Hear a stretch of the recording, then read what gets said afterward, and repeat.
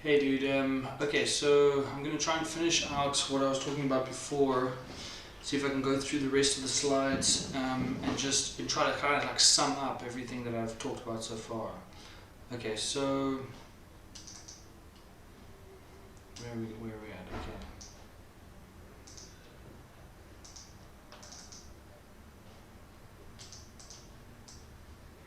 Okay, so let's start at the beginning.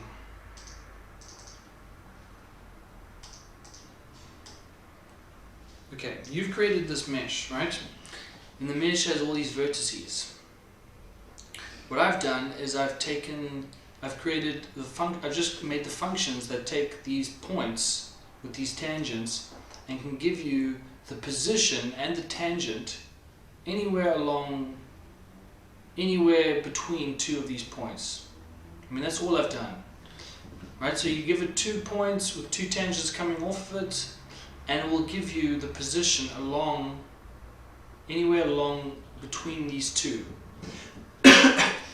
Okay, so how does this work? How do we... Okay, let's just start with one road segment. Okay, let's say that this point right over here is the start of our road, and we want this segment mesh here to the point at the base here. Let's call it the center point at the base right over here. We want that point to sit here, and we want the axis, the central axis that goes up and through this, to go along this line. So the line is going to look like this, you know. It's going to be kind of like that, you know. It can go up and then in and then it's going to look really weird. But we want this central axis to lie along this line. Okay? How do we do that? It's like, well, well, the first thing is, what we do is we loop through every single vertex in this mesh. Okay? And then we push it into a function that says get position. And what does that function need? Well, the function firstly needs to know which segment we're sitting on. You know, if we're sitting on the first segment, we know that, you know, the whole point of like which segment that we're on is how far along are we.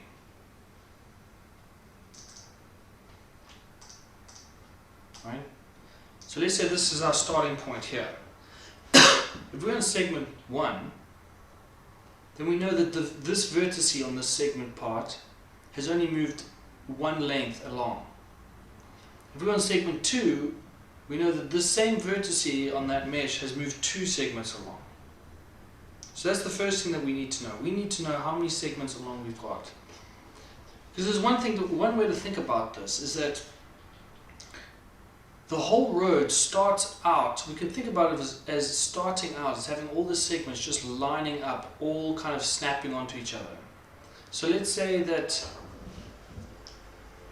you know, we can start out by first just calculating the arc length of our path and then just straightening it out. We straighten it out and then we paste all these little segments along and snap them together all along a straight line, and then we just have to bend that line correctly.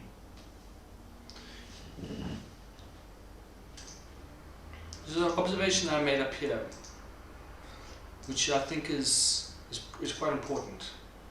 It's very simple. The central axis length doesn't change.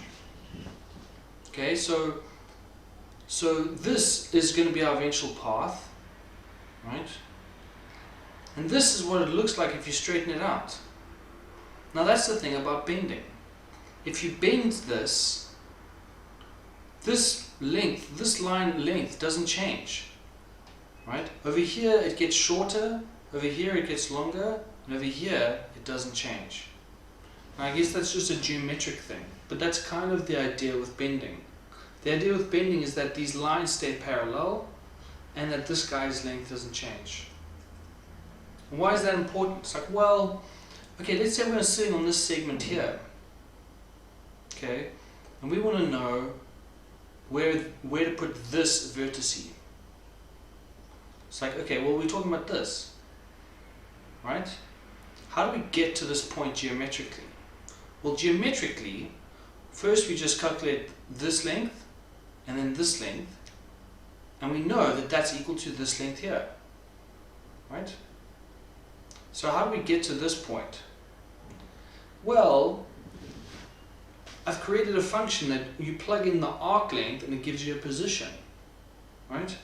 Now it only happens between different segments, but let's just ignore that for the moment. Let's say that we just plug in a length and it gives us a position, which is totally doable. So what you do is you start at this point here, you give it the length 2L, and it climbs up the line and then stops here, right? Because these two lengths are the same. So now you've got this point here.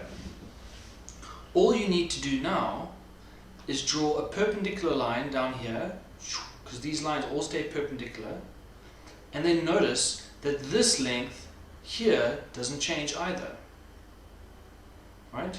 So we know this length here is equal to this length here, we've got this position here, and we just go down, and we got it.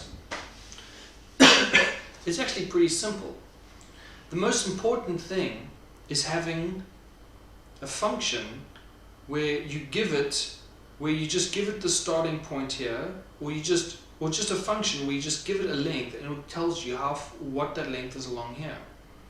So let's say we had a vertex over here, right? Or over here.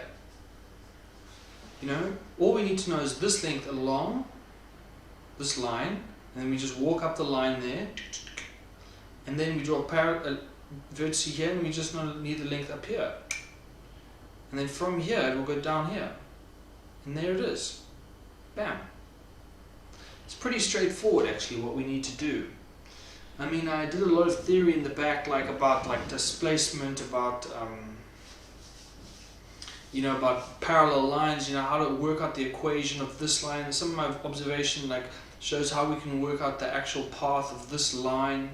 And originally I thought that was the way we were going to do it, but by the end I started to realize that it was actually, especially after doing this diagram, I started to realize how simple it actually is. All you do is for each segment, you just have to know how far along, what the distance is from the start to the vertex that you're at. So if you're sitting over here, you need to know this length along, and you need to know this length here from the axis, the perpendicular length to the axis. That's all you need. And then I'll create a function. I mean, I've already got a function where there's points here, not equally distant spaced, just kind of randomly placed along here, and my function gives you the arc length between those points. Now all I'm going to do is say, okay, I have a length 2L. I'm going to see what the arc length is between this point and the next point. Is that less than 2L? Yes. Okay, subtract that arc length from 2L, and then just keep going. Just keep building up until you hit 2L, somewhere sitting in between, or maybe on, those points. I hope that makes sense. But eventually, but I'm just gonna write it up as a function where all you do is you give it a length, and it will come out with a position somewhere along this line. You just give it a length, and it will just give you a position along this line, right? And then all you have to do is then you can give it a position along the line, and then all you do is you give it a length that's either positive or up or down, and then it will just draw a perpendicular line up and tell you the point. So it will actually be a function where you give it two values: a length, a positive length, and then a positive or negative length as well, with the perpendicular length. And that x, y can just define any point on the mesh, and I guess it would have to be x, y, z as well. So this is how it's defined. It's like you've got this is your x-axis, this whole mesh. Y-axis is perpendicular up, and then z-axis is perpendicular in, going down or up. I mean, it's pretty simple actually if you think about it, because all that happens when you bend something is that one axis is being bent while all the others are being preserved. You can take a slice of this thing in 3D and you just cut it down here, and it would look like a square. All we're doing is extruding the square, and following a path like on a flat plane. Okay, well, I just realized that that's not actually true. It does actually go up. But even if it goes up in space, just think about the square. You've got the square and you're just extruding it along, and then it goes up and then it goes around and it goes down. No matter what happens, you're still preserving the cross section of it.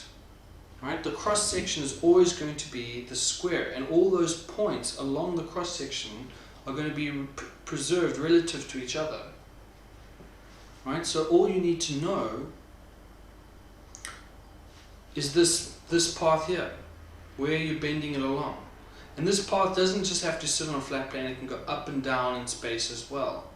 But what you do know is that this path is the central axis that's going through the square that doesn't change shape. The actual road mesh cross section doesn't change. I hope this is making sense. See in my other notes. What's this say? Because of at any point along the central axis, the bent axis can be found by displacing the same amount through the central axis straight line. I said this before. So this length here, L, is going to equal this length here, L. Right? Let's see. Perpendicular lines that connect vertices to the central axis are preserved in bending. Okay, so it's just the same thing. So you cut this down here, it's perpendicular, and there's a point here. That point and this point will stay relative to each other. That's the last one. From 9 to 10, we can get the position of any vertex using the original perpendicular central axis displacement vector and the displacement length. Right? So all you need is this length along the line here, the vector going up, and it's not really a vector; it's actually just length, because we know the direction. Well, it can be positive or negative. It can also go down. Right? So for every vertex, what you need to do is have a function that tells you, or be able to take a mesh, and for every vertex, work out how far along is it displaced, right? How far along for the segment is it displaced, right? So for every vertex, you need to know from the start, from the base of the mesh, how far along is it, lengthwise, and then how far along is it up, and how far along is it in. Right? Just kind of like an XYZ coordinate, where the origin is sitting at the center of the base. The origin is sitting here, and then in 3D it's also sitting in the center over here. What is the XYZ coordinate of each vertex? And that's all we need in order to calculate what the vertex is going to be once we've done the bending.